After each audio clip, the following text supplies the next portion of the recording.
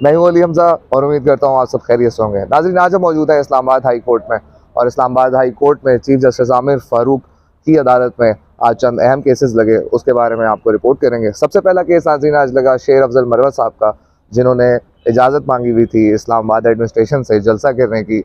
एक उन्होंने 30 मार्च की डेट दी हुई थी, फिर एक डेट 6 अप्रैल की भी आई, मगर उनको जलसा करने की इजाज़त नहीं मिल सकी।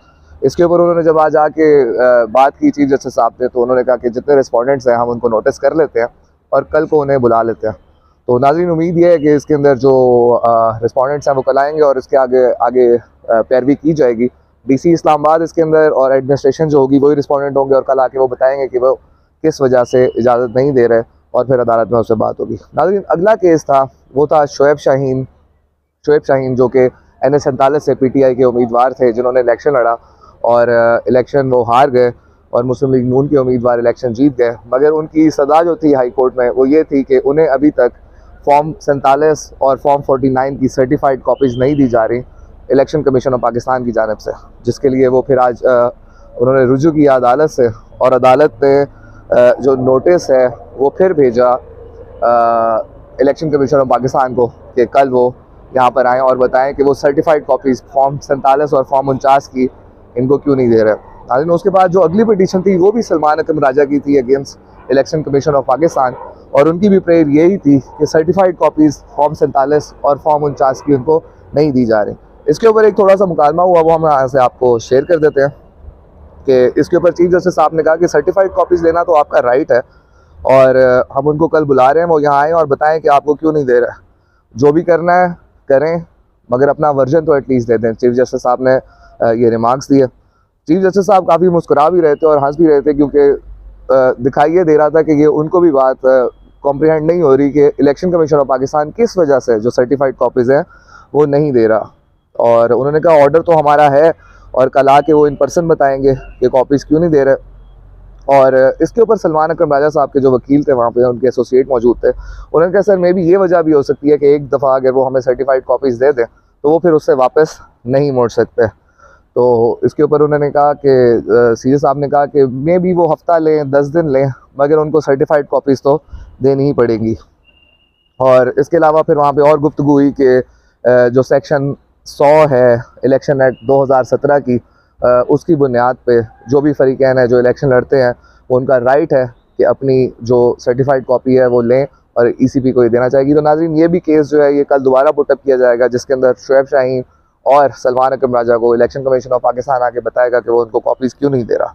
इसके अलावा नाज़रीन, जो एक और केस यहाँ पर लगा हुआ था वो था सहाफ़ी असद अली तूर का। असद अली तूर जो कि आप सबको मालूम है कि 20 दिन FIA की और फिर अडयाला जेल में हरासमेंट में उसके डिटेंशन के अंदर रह कर आए हैं, तो उसके ऊपर केस लगा हुआ था। उनकी जो FIR हुई है उसकी क्वॉशमेंट का केस था। तो उसके ऊपर चीफ जस्टिस आमिर फ़ारूक साहब ने कहा कि असद तूर रिहा हो गए हैं, तो उनको बताया गया जी वो रहा है। फिर उनकी जो वकील हैं ईमान मज़ारी, उन्होंने कहा जी कि हमने FIR पेज 8 के ऊपर लगाई हुई और सुप्रीम कोर्ट के भी जो रिमार्क्स हैं वो भी हमने लगाए हुए हैं। तो चीफ जस्टिस साहब वो पढ़ते रहे बावाज़ बुलंद और उन्होंने कहा कि जो ऑफेंस है जो इसके ऊपर लगाया गया वो बनता तो नहीं है, मगर चले हम ऐसे करते हैं कि इसके ऊपर नोटिस भेज देते हैं रिस्पोंडेंट्स को, जिसमें FIA को और बाकी दीगर लोगों को नोटिस में गए हैं। मगर इसमें एक बात जो है जो थोड़ा सारे सोच भी रहे थे, इसके ऊपर डेट थोड़ी सी लंबी दे दी गई है। 30 अप्रैल की डेट इस केस में अगली दे दी गई है और तब तक के लिए ये कार्रवाई मुलतवी कर दी गई है असद अली तूर की क्वॉशमेंट ऑफ FIR के हवाले से। उसके अलावा नाज़रीन, एक और इंटरेस्टिंग केस जो लगा हुआ था चीफ जस्टिस आमिर फ़ारूक के पास, वो केस एक अहमियत का हामिल भी और हम सब के लिए भी, जो एक्स यूज़र्स हैं। एक जर्नलिस्ट है हमारे एहतशाम अली वासी साहब, उन्होंने यहाँ पे एक पिटीशन फाइल की थी कि ये जो बैन है एक्स के ऊपर, ये बैन अनकॉल्ड बैन जो है इसको ख़त्म होना चाहिए। तो आज उसके ऊपर तारीख थी, उसके ऊपर चीफ जस्टिस ने मांगा था कि इसके ऊपर PTA से और सबको PTA मिनिस्ट्री ऑफ इंफॉर्मेशन को पहले उन्होंने डायरेक्शंस दी थी कि यहाँ आएँ और बताएं कि एक्स के ऊपर बैन किस वजह से है। तो खैर यहाँ पे आज PTA के वकील पेश हुए, प्रोसिक्यूटर जो थे PTA के वकील पेश हुए और उन्होंने एक लेटर चीफ जस्टिस साहब को दिया। तो उस लेटर को चीफ जस्टिस साहब ने देखा और उन्होंने पूछा कि is it for the court eyes only, इसका मतलब है कि ये सिर्फ क्या कोर्ट ही दे सकती है। उन्होंने कहा जी। उन्होंने कहा आप, चीफ जस्टिस साहब ने कहा आपने देखा है? उन्होंने कहा जी। मैं पाबंद हूँ अपने स्टैचूज़ के, जो उनके पीटीए के वकील थे, मगर आप इसको देख लें। चीफ जस्टिस साहब ने कहा कि मैं इसके बारे में ऊंची आवाज़ में क्या बात कर सकता हूँ, क्योंकि इस लेटर में तो ऐसी कोई भी चीज़ नहीं है। जो मिनिस्ट्री ऑफ इंटीरियर की तरफ से लेटर आया, इसमें कोई चीज़ भी नहीं है।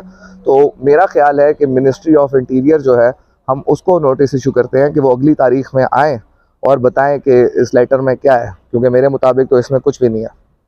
चीफ जस्टिस ने फर्दर इसमें रिमार्क्स दिए कि या तो स्टेट सिक्योरिटी का इशू है या नेशनल इशू है, तो बताएं कि ये एक्स के ऊपर बंदिश क्यों लगाई गई है।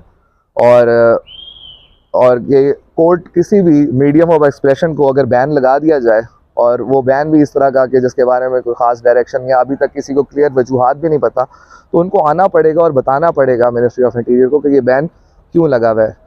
और उन्होंने एक और यहाँ पे इंपॉर्टेंट रिमार्क दिया कि ये मीडियम ऑफ एक्सप्रेशन है, इसके ऊपर काफ़ी बातें होती हैं जो लोगों को पसंद नहीं आती। हमारे ऊपर भी काफ़ी बातें यहाँ पे की गई हैं जुडिशरी के बारे में, जो कि अच्छी नहीं होती, मगर एक इवॉल्व कर गया माशरा। पिछले 20-30 साल में चीज़ें बहुत ज़्यादा आगे गई हैं, और अगर हुकूमत और मिनिस्ट्री ऑफ इंटीरियर इसके ऊपर किसी किस्म की कदखन लगाना चाहती है, तो वो कानून और कायदे के अंदर रह कर लगानी पड़ेगी।